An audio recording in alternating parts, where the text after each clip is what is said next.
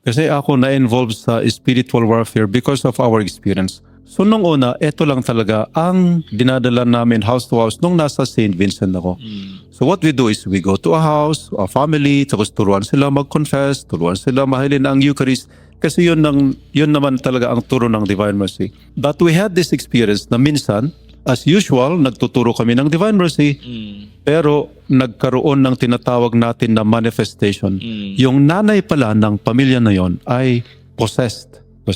So galit siya sa ginagawa namin.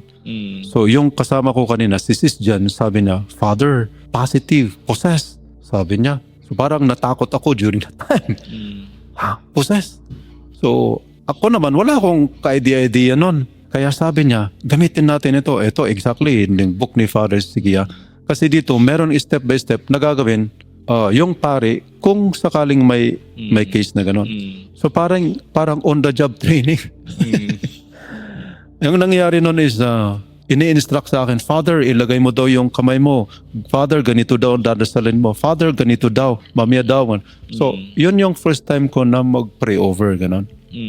Kaya sabi ko, kahit pala hindi ako exorcist, parang na-amaze ako na nung ginanon ko nga, may mga nangyari ako. May nakita ako na nangyari. Pag dinasal ko yun, may power talaga siya. Yung bang, yung alam mo yun, pag nag-exercise, yung talagang may lalabas na tao na fluid, mga ganon. Oo. Yun, So, yun. na-witness mo yun? Na-witness ko yun. Oo. Tapos nagre-react talaga siya sa mga dasal. Yeah. Oo. Oo. Ano yung pinaka-worst na na-witness mo? Yun nga, isa yun. Yung talagang malakas siya, ganon.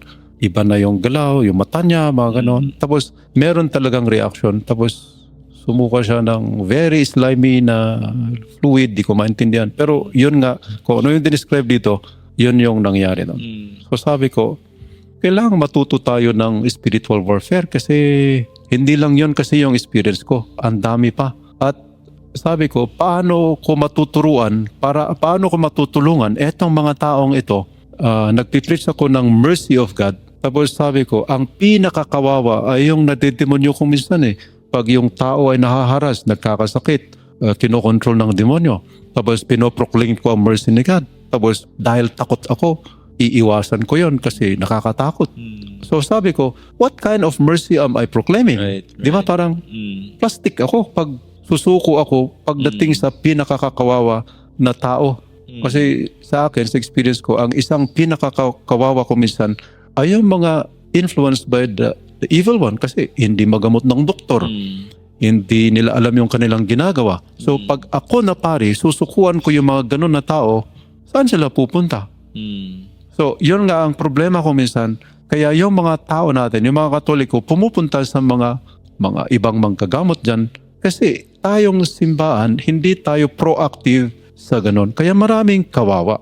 So, yung sa akin, yung isip ko is, it's a contradiction if I preach the mercy of God, tapos may nangangailangan ng mercy, tapos susukuan ko kasi wala akong alam dyan, di ko alam dyan, takot ako dyan, ganun. So, parang contradiction naman yon. So, parang challenge sa sarili ko yun na pag totoong divine mercy ang tinuturo mo, pag totoong gusto mong tulungan kung sino yung pinakakawawa, bakit mo sila susukuan? Dapat matuto ka, dapat alam mo yung ginagawa mo para matulungan mo itong mga taong ito.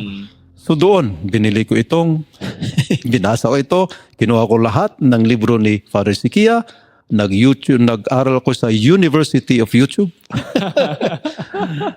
Kasi sabi ko, dapat alam ko yung gagawin ko kasi kawawa itong mga tao eh. Walang tutulong sa kanila. At nag-attend ko sa mga seminars na mga exorcist. Kahit hindi ako exorcist, by the way, you need to tell your audience na hindi po ako exorcist. And I want people to know that because that's very, very important. Na kahit pala hindi ka exorcist, makakatulong ka, pwede kang ma-involve sa mga ganito. So ang ginagawa namin, pag sobrang seryoso yung kaso, saka namin ipapasa doon sa exorcist namin na si Father Victua dito sa Diocese of Baguio. So ganun, nag-attend ako ng seminar. In fact, there are several international gathering seminars of exorcists na na-attendan ko. One is in South Korea. Nag-gather sila doon, nag-attend ko. Wow. Marami akong natutunan doon. Nice. Sabi mo, di ba isa lang exorcist dito sa Baguio, Father? Oo, isa lang. So, tas sabi mo na ang daming ang mga cases dito. Ang daming Bakit mga kaya cases. ganun? Ba't isa lang? Nasa bishop kasi yan eh. O Kasi, ayaw ng mga pare? depende kasi case to case basis yan. No. Mm. Pero yun nga, ang nakita namin, yung mga tao, pag in-educate mo for them to truly practice the deep, true Catholic faith, hindi yung adulterated, hindi yung syncretized, hindi yung sinabi ni Father Sikia dito na contaminated faith, Yes. wala hindi sila maa-attack. So, ang pinaka-importante na aspeto ng spiritual warfare is evangelization. You educate the Catholic para malaman niya paano i-practice yung kanyang pananampalataya, hindi siya ma-attack. In kaso may attack siya, mawawala yon by confessing nga. Pag nag-confess kasi yung tao, wala eh. Parang no need for an exorcist pag alam ng Katoliko yung kanyang ginagawa. Kasi siya mismo matutulungan niya yung kanyang sarili. Right. Lalo So, na if good confession talaga, no? Yun talaga yung power ng sacrament, di ba? And ang exorcism is Confession is sacrament. Yung confession is sacrament. So, nakikita mo yung power ng mga sacrament na talagang minsan di mo na kailangan. Kasi inisip ng mga ibang tao na kailangan magpa-deliverance, kailangan ko exorcist, ganyan. Di ba? Yun yung mga common. Yun yung tinuturo Kala nila namin. may power kayo. Oo. Hindi. Sila mismo, pag alam nila yung kanilang ginagawa, matutulungan nila yung sarili nila. So, our role in the ministry is to teach etong mga Katolikong ito what to do to protect themselves, especially paano yung mag-renounce, paano yung mag-confess, para pawawala yung attack na yan. I have this experience. I-share ko ito kasi napakaganda ito. During the pandemic, yung pandemic, may isang biktima ng kulam dito sa Baguio kasi may mga ganyan. Ang daming ganyan. I-curse yung tao na yan. Dahil sa business, nainggit yung sa kabila, so pinakulam siya. Matindi yung kulam. So nagpatulong siya sa mga several series of albularyo, manggagamot, powerful dito, hindi natulungan. Yung doctors, hindi natulungan. So parang sumurrender na sila kasi sabi nila, wala, mamamatay na itong tao na ito. Ano ba nangyayari sa kanya, Father? Yung effect ng kulam sa kanya ay yung kanyang skin nagbitak-bitak, para siyang nililitson, ganun. So nakikita mo na yung taba-taba sa loob, ganun, parang ganun. Hindi siya makahiga kasi sugat-sugat lahat. The more na naggagamot, kung may binigay na doktor ng gamot, lumalala siya kasi it's really matinding kulam ang ginawa sa kanya. So, may isang pare na pumunta doon. Tapos, as usual, bilnes siya, pinagdasal, pero nakalimutan ang confession. Pero ni-refer sa akin. Kasi nga, alam na may ministry kami. So, nung ako yung pumunta, ang in-emphasize ko, confession. Confession. At sinabi ko sa kanila na, ang pinakamatinding kasalanan nyo sa Diyos ay ito, Katoliko kayo, pero nagre-ritual kayo. Katoliko kayo, pero pumunta kayo doon. So yun yung number one na i-confess at hindi lang i-confess, i-renounce yun. May prayer of renunciation. Andito yung prayer of renunciation 3 times na idadasal mo yung renunciation. And hindi lang sila na mag-asawa, kundi lahat yung mga anak nila aakyat from Manila dito para lahat magko-confess, lahat mabe-bless kasi may retaliation. Right. Baka mag-transfer sa anak, kung sino yung weakest sa family, baka doon matatransfer yung curse. Kaya dapat tutulungan sila lahat. So lahat sila nag-confess, nag-misa, nag-anointing of the sick, tapos yung prayer against curses. So yun. So dinasal yung prayer against curses, tapos after several days, umokay na siya.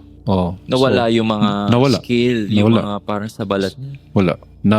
So miracle to, nawala. Wow. So dahil doon sa experience, siya ngayon ay nagsiserve sa isang parish dito sa Diocese of Baguio. Amen. As extraordinary minister of Holy Communion. Tapos, naging KC na rin siya. Tapos si Mrs. naging volunteer catechist. Dahil nga sa impact, dahil sa na-experience nila na milagro na yon. So, yun, ganun ka-powerful pag ang isang Katoliko ay malalaman kung paano gagawin yung tinatawag natin na good confession. Amen. Kaya talagang babalik emphasis talaga namin ang good confession. and catechism talaga. Ituturo i-catechize talaga. natin ang ating mga laiko. Alam mo, Brother Empower Adrian, mo sila. isa Say, Father. sa Old Testament, may warning si Yahweh sa Hosea 4:6. Sabi niya na ang nakakasira sa tao ng Diyos ay yung kakulangan ng knowledge nila. They do not know the power of their faith, they do not know the power of God, yung ignorance. Right. Yun. Kaya in Revelations 12:19, ang ginagawa ni Satan is to deceive us. Di ba? Sabi sa Biblia, binagsak sila dito sa mundo at para maraming makuha si Satanas, ang kanyang ginagawa ay panlilinlang, deception, deceive. Ganun. So tayo din, in the church, we need to proclaim the truth. Kaya nga sabi ni Jesus Christ, John 8:31 and 32, if you listen to me, you truly are my disciple, and you will know the truth, and the truth will set you free. So yun yung obligasyon natin. Obligasyon ko yun, to tell people that they may come to know the truth, because it is in knowing the truth that they will be delivered from the control of the evil one. Once na nalaman mo yung truth na ito at you practice the truth, hindi ka maano ni kalaban.